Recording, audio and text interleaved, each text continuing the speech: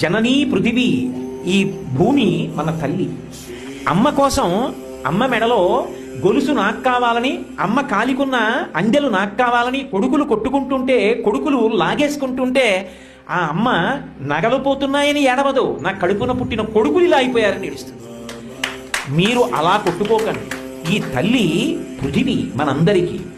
అలాగే పరమదయాళు అయినటువంటి పరమేశ్వరుడున్నాడే, ఆయన జనకో దేవ సకల దయాళు, అందరి పట్ల పరమదయ కలిగినటువంటి పరమేశ్వరుడు. మీరు ఎవరు ఏ పేరు పెట్టి పిలవండి, ఏ దేశాల్లో, వాడు మన తండ్రి.